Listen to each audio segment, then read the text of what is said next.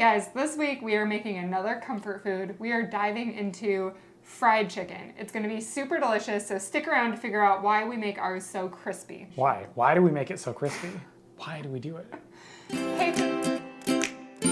Today we're making the crispiest, crunchiest fried chicken that I can come up with anywhere on the internet. Bold claims. I have scoured the science behind it, the examples, what everybody else is doing, and I have got this recipe down to a T. I only make this one time a year for Angela because she always wins March Madness and she asks for it.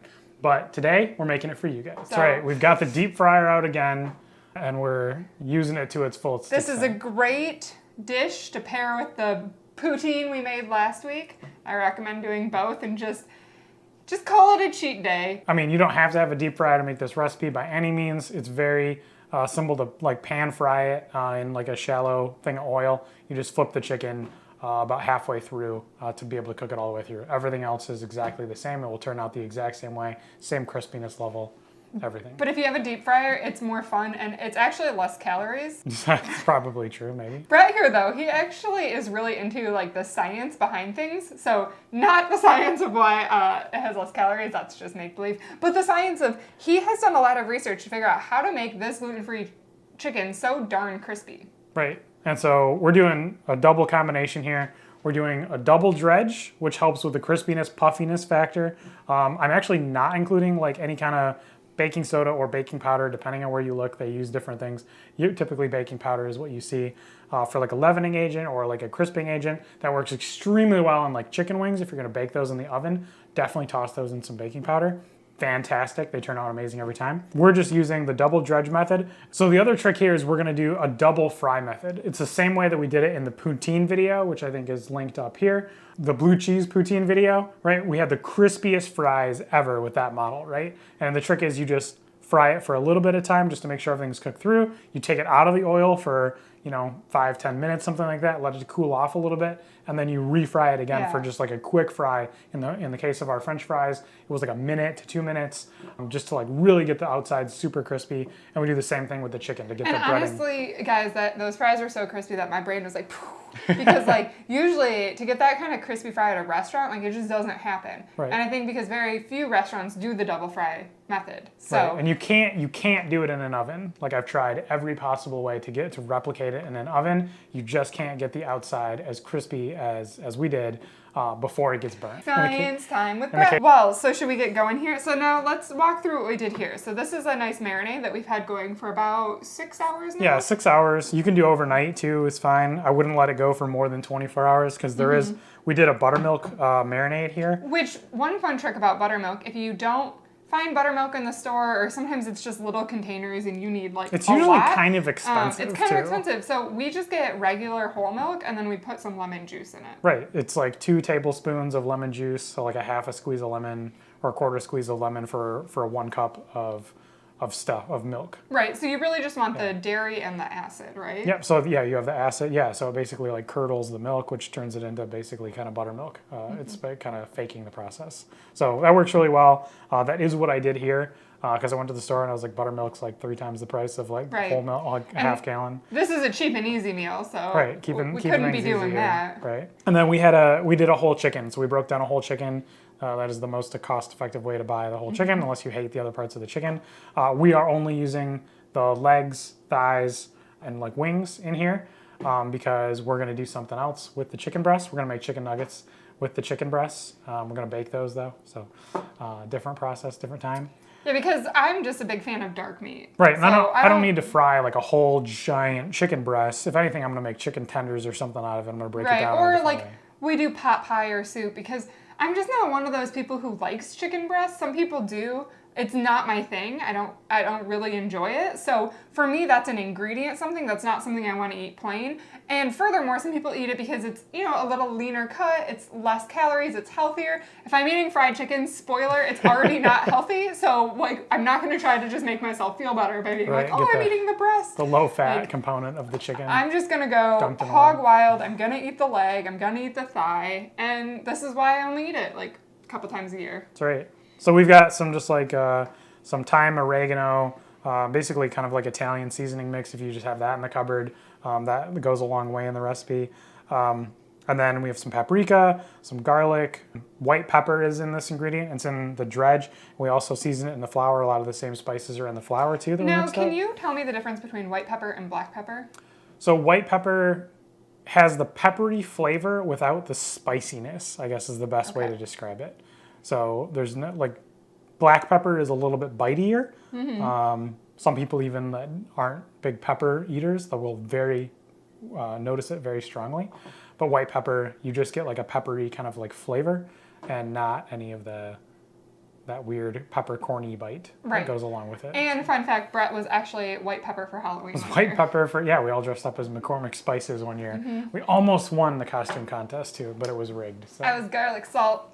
No surprise there. Yeah. The other thing I hear about breading chicken is that you do a wet, dry process. Because we're going for that double crisp, that thick layer of breading. Yep. Because I want my breading to chicken ratio to be like 10-1, right? So I want that big crunch, a lot of flavor, seasoned flour, very important. Season either the flour or the bird, season something. Did you season this? I did season that. Okay. And we've seasoned the it dredge smells here. good. Let's get going on this wet dry. So I know a lot of people do a wet hand and a dry hand, but there are two of us. So Luckily, I figured yeah. I'm the dry because I've already begun, and you can be the wet. Okay. So.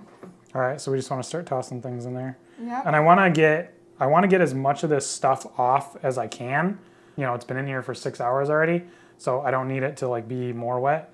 I don't want like just a bunch of extra floury particles falling off unnecessarily. So the only part I want like touching it is the part that's going to make it in there. So then I just go ahead and I toss it. You know what this reminds me of? When you were a kid, did you ever make shake and bake? I swear I think this we smells, had shake and bake. I swear this smells like a shake and bake. I mean, it usually involved chicken in some capacity, right? This flour mixture, it smells like a shake and bake. Technically, you could be shaken and baking too. Like, let's be real. You don't have to do the wet hand, dry hand. You could just be doing like the shake hand, the bake shake hand. hand, bake hand. So now, I've always had a hard time with the wet, dry, wet because I feel like when you put it back in the wet, it just like takes all the flour off, but that must not be true. No, not at all. It just like globbed right onto it. Okay, interesting. So basically, we just created like a layer of like batter. If you were to make like fritters or anything else, but you've just encased that batter right around the good stuff here. If you don't like chicken in most all capacities, then you need to dunk it in buttermilk. Well, it's like the biggest difference in the universe. Yeah, that's true if you're doing anything to it, like frying it, just baking it, sauteing it. So one of my favorite dishes to make is buttered chicken, and for that it's like a yogurt marinade. But Yeah, it's yogurt like the same works thing. fantastic also. Same, totally 1-for-1 replacement. Yeah, and it makes a world of difference. So when I was growing up, my mom went on this kick where we literally ate chicken every single night for like 2 years. It was all we ate. And so me and my sisters were like all a little scarred from chicken for a while, but I found that cooking it correctly makes a world of difference. You do this like marinade process, let it soak in something, whether you brine it or whether you do like a buttermilk marinade or whatever you do to it, it makes all the difference in the world for like danger of overcooking it and making it dried out, right? It gives you a lot more wiggle room. The other secret is to let it like sit for a little bit after it's been cooked and not dig into it like right away. And that'll let the juices kind of like redistribute for some of the juicier pieces. And I've always been really patient, so that stuff is always extremely easy for me to do. I never have a problem with wanting to eat something, especially like brownies when they're fresh out of the oven. It's so easy for me to be like, yeah, I'm just gonna let those rest for 15 minutes, you know? Really, really yummy smells hitting my nose. And okay, so the other great thing about cooking this stuff at home is half of cooking is actually like your other senses experiencing things. Right. So like smell is a huge component, visual, and honestly, at this point, I'm even getting a little bit of like touch, right? 'Cause I'm Right. like, I mean, this is just like playing with Play-Doh, like when you were a kid. right. Like this is a great activity for kids to help out with too in the kitchen. I mean, assuming that everybody washes their hands before and after the exercise. All right, how are these looking, Brett? How am I doing? I've never... They're coating very well. Everything's sticking together. Like it's turning out pretty good. Make sure to just get the butt end of that guy and be... The bone? Yeah. She don't eat meat, but she sure likes the bone. That was my favorite piece of chicken. Like I would only eat chicken legs. Like if we ever got like KFC or whatever.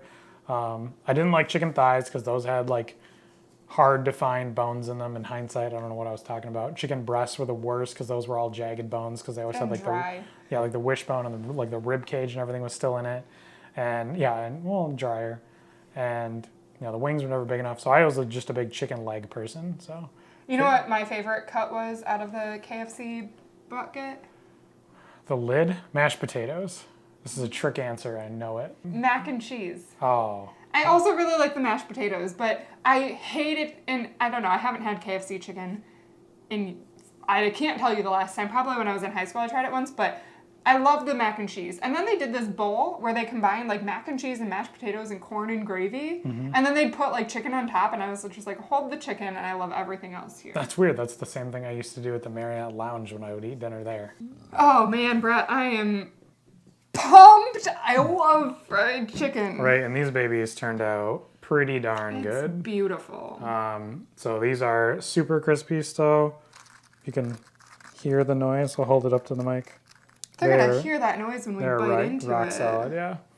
They're nice and golden brown. They just crisped up beautifully. We ended up doing 15 minutes total. I would say we did 11 to 12 minutes for our first fry that we did at about 325 degrees. It ended up being about like 310 somewhere in there. But for like the full cook, we started at 350. We put it in. We watched the oil temperature just drop. Yeah, as you put like the colder chicken in the hot oil, it just tanks. So it consistently was at about 310 for about the 12 or so minutes.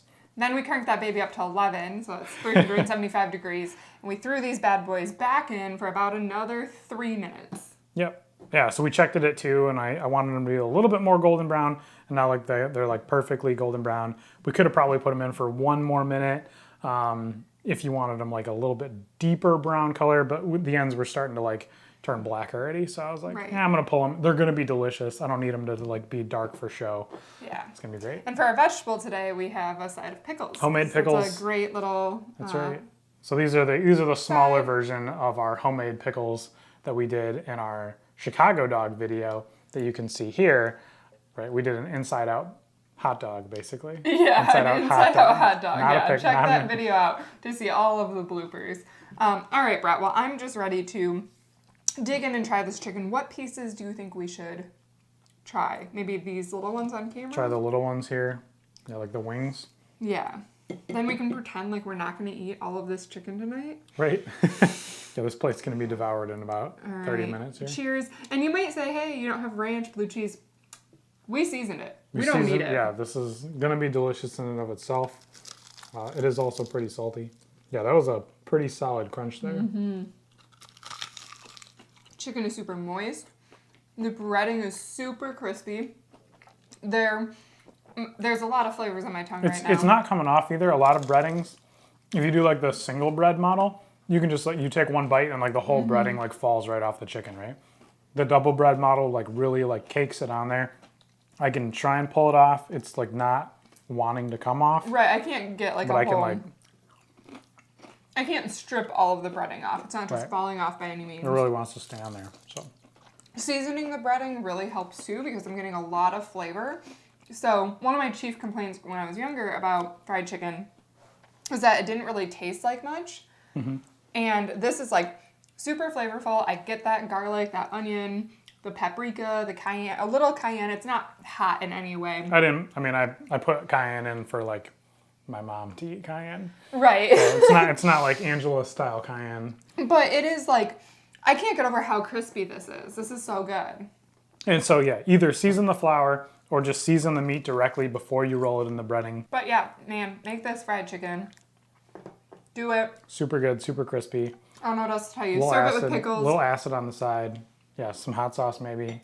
The other benefit of doing the double fry model is it takes sauces extremely well and holds the crispiness, right? With a single breading or a single fry, if you put sauce on something in 5-10 minutes, it's going to be soggy, right?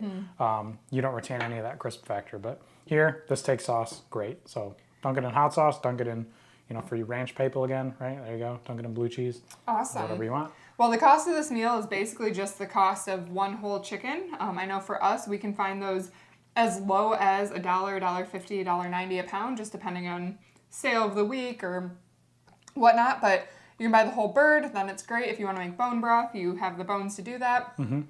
It's a great way to buy it. And then just rolling it in flour, which is honestly pretty inexpensive. So this definitely falls under one of our cheap and easy meals. Nothing about this was hard. The only thing that took any amount of time was marinating it, but that's just like set it and forget it. Yep, it's a couple of cups of milk, it's a couple of cups of flour throughout the whole process, and a lot of seasoning. So it's a very, very inexpensive and pretty hands-off meal.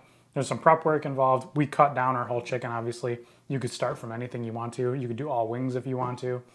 You could do all legs, thighs, whatever packs on sale at the grocery store, you could do it that way. Yeah. But don't be scared of the whole bird. No, I think a lot of people are, and it's really easy to work with. It's pretty manageable. It's going to be great. So yeah, to break down a whole chicken, it's very cost effective. There's a lot of YouTube videos that showcase that as well. But really, it only takes about 5 minutes to do it. So. All right, well, thanks so much for tuning in this week. Make sure you click that subscribe button and that notification bell next to it so that you get alerts every time we post a new video. You can see some of our recent favorites over here and here that you should definitely go check out. Make sure you leave a like if you like fried chicken and leave a comment with what your favorite fried chicken is. All right, bye!